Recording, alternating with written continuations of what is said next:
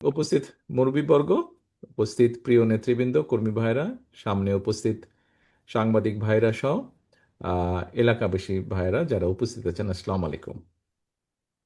আসলে আজকে তো আমাদের এখানে ঠিক এভাবে অনুষ্ঠান বা আনুষ্ঠানিকতার কোনো বিষয় ছিল না। অ্যাকচুয়ালি মোতালেব সাহেব উনি পুরনো মানুষ, দলের একজন পুরনো নেতাকে আমি একটু দেখতে চেয়েছি, কথা বলতে চেয়েছি। আপনারা নিশ্চয়ই খেয়াল করেছেন, আমি ওনার কাছে একটি কথা বলেছিলাম, জিজ্ঞেস করেছিলাম যে ওনার কি উপদেশ দেশের সকল বিএনপির নেতা কর্মী, শহীদ জিয়া, দেশনেত্রী খালেদা জিয়ার সকল নেতাকর্মীর প্রতি ওনার কি উপদেশ। উনি ওনার অবস্থান থেকে ওনার যতটুকু বক্তব্য উনি উপস্থাপন করেছেন। আহ, একই সাথে আমাদের পিরোজপুর জেলার আহ্বায়ক সাহেব নজরুল সাহেব উনি ওনার বক্তব্যে একটি কথা বলেছেন। উনি আমাকে বলেছেন অনুপ্রেরণা। নজরুল সাহেব, বিষয়টি আমি এভাবে দেখি না। আমি অনেকবার বলেছি, আমরা রাজনীতি করি, রাজনীতিতে অনুপ্রাণিত হই, আমাদের মূল শক্তি রাজনীতিতে এই দেশের জনগণ। কাজে আমাদের অনুপ্রেরণা যদি হয়ে থাকে, সেটি হচ্ছে বাংলাদেশের জনগণ হচ্ছে আমাদের অনুপ্রেরণা। কারণ বাংলাদেশের মানুষ যতবার, আমরা যদি রাজনৈতিকভাবে ব্যাপারটিকে দেখি, রাজনৈতিক বিবেচনায় দেখি, অর্থাৎ তাহলে নির্বাচন দেখতে হয়, এবং নির্বাচনে আমরা দেখেছি এদেশের মানুষ যতবার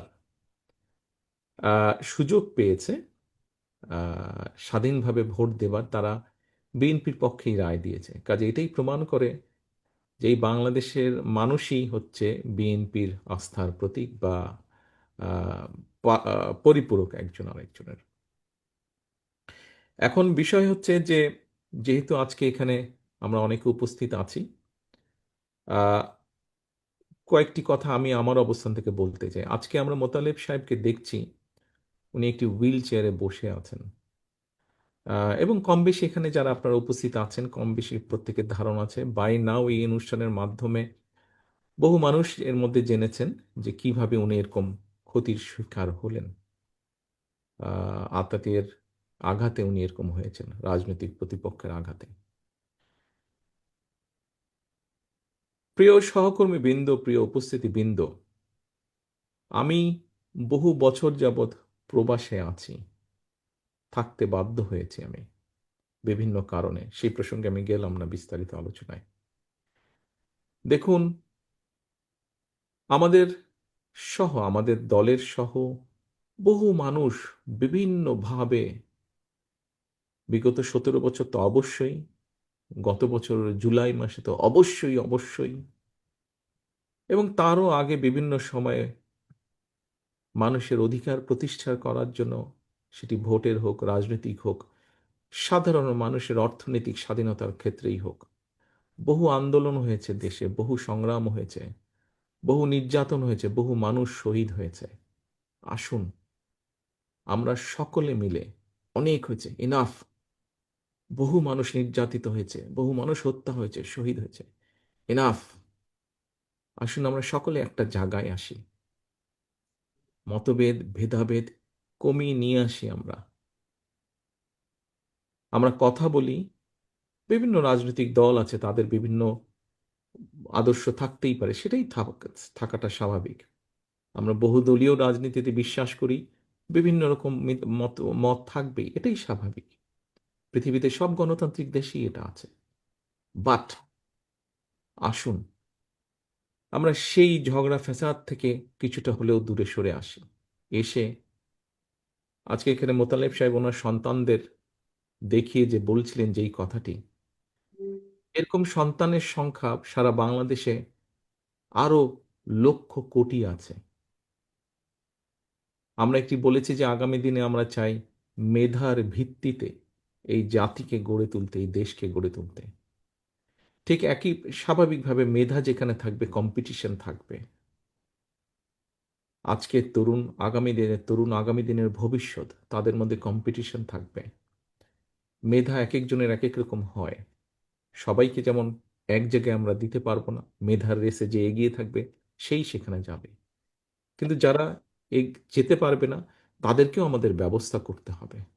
আমরা সে লক্ষ্যেই আগামী দিনে বাংলাদেশের লক্ষ কোটি তরুণ যারা আছে, নারী পুরুষ যারা আছে, প্রত্যেকে যাতে মিনিমামভাবে বেঁচে থাকার যুদ্ধে টিকে থাকতে পারে সেইভাবে আমরা পরিকল্পনাগুলো গ্রহণ করছি, যাতে মোতালেব সাহেবের পরিবারে যেমন সন্তানরা এখনো সকলে ব্যবস্থা করতে পারেনি, কিন্তু ভবিষ্যতে যাতে এই সন্তানেরা কোনো না কোনোভাবে নিজের সৎ পথে উপার্জনের ব্যবস্থা করে নিতে পারে, আমরা আমাদের পরিকল্পনাগুলোকে সেভাবে সাজাতে চাচ্ছি। একজন রাজনৈতিক কর্মী হিসাবে আমি যেরকম আমার দলের পরিকল্পনা তৈরি করছি কিভাবে আগামী দিনের তরুণ প্রজন্মকে বিভিন্নভাবে কর্মসংস্থানের ব্যবস্থা করব, আমি যেমন আমার দলের রাজনৈতিক কর্মী হিসাবে পরিকল্পনা করছি, তৈরি করছি কিভাবে আগামী দিনে, একটু আগে রিজভী ভাই যেটা বললেন, লক্ষ লক্ষ মানুষ এই দেশের হাসপাতালের মেঝেতে শুয়ে থাকে, যাতে এইটিকে ধীরে ধীরে এই চিত্রের পরিবর্তন করা যায়, মানুষের কাছে যাতে মিনিমাম হলো একটু ভালো চিকিৎসা ব্যবস্থা পৌঁছে দেওয়া যায়, সেই পরিকল্পনা গ্রহণ করছি। বাংলাদেশ কৃষি নির্ভর দেশ, লক্ষ কোটি কৃষক বিভিন্ন সময় বিভিন্ন প্রাকৃতিক দুর্যোগ সহ বিভিন্ন সমস্যার ভিতর দিয়ে তাদেরকে যেতে হয়, তারপরেও তারা হাল ছেড়ে দেননি। তারা মাঠে আছেন, কৃষিকাজ করছে বলেনি বাংলাদেশের 20 কোটি মানুষ খেয়ে পড়ে বেঁচে আছে। এই কৃষকদের পাশে কিভাবে দাঁড়ানো যায়, বাংলাদেশের গ্রামে গঞ্জে লক্ষ কোটি মা বোনেরা, তাদেরকে কিভাবে আরেকটু স্বাবলম্বী করে গড়ে তোলা যায়, তাদেরকে কিভাবে আরেকটু অর্থনৈতিকভাবে শিক্ষার আলোকে গড়ে তোলা যায়, সেই পরিকল্পনা আমরা গ্রহণ করছি। প্রিয় সহকর্মীবৃন্দ, প্রিয় উপস্থিতিবৃন্দ, আসুন, অনেক হয়েছে আন্দোলন, অনেক হয়েছে স্লোগান, অনেক হয়েছে মিছিল, অনেক হয়েছে মিটিং। এবার আসুন আমরা কম্পিটিশন করি দেশের মানুষের যে মৌলিক সমস্যাগুলো আছে, যা প্রতিদিন আমাকে, আপনাকে, প্রত্যেকটা মানুষকে যা ছুঁয়ে যায় জীবন যুদ্ধে বেঁচে থাকার জন্য, সেই সমস্যাগুলো কতটুকু একটু একটু করে কতটুকু আমরা কমিয়ে আনতে পারি, একটু একটু করে কতটুকু আমরা মানুষকে স্বস্তি দিতে পারি, আসুন আমরা কম্পিটিশন করি সেই পরিকল্পনাগুলো গ্রহণ করার জন্য। এবং শুধু গ্রহণ না, দেশের জনগণ যাদেরকে সুযোগ দিবে তারা যেন একটু একটু করে সেই পরিকল্পনাগুলো বাস্তবায়িত করতে পারে।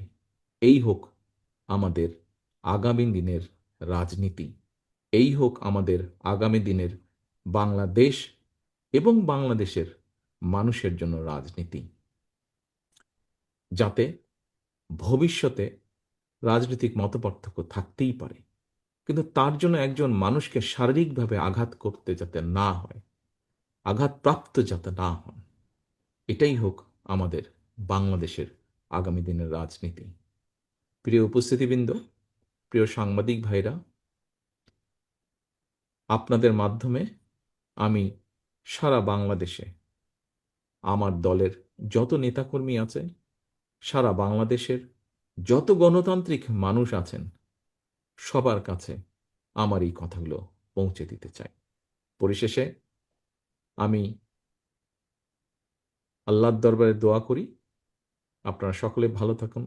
মোতালে সাহেব, আপনাকে আল্লাহ যতটুকু সম্ভব সুস্থতা দান করুন, এবং আসুন আগামী দিনে আমরা বাংলাদেশের মানুষের, যেহেতু এখানে আমরা প্রায় প্রত্যেকটা মানুষ বাংলাদেশ জাতীয়তাবাদী দলের রাজনীতির সাথে জড়িত, প্রতিটা মানুষ আমরা যাতে নিজেদেরকে বাংলাদেশের মানুষের কল্যাণে, দেশের ভালোর জন্য নিয়োজিত করতে পারি, আল্লাহর কাছে সেই রহমত চেয়ে আমার বক্তব্য শেষ করছি। আল্লাহ হাফেজ। বাংলাদেশ জিন্দাবাদ। বাংলাদেশ জাতীয়তাবাদী দল জিন্দাবাদ।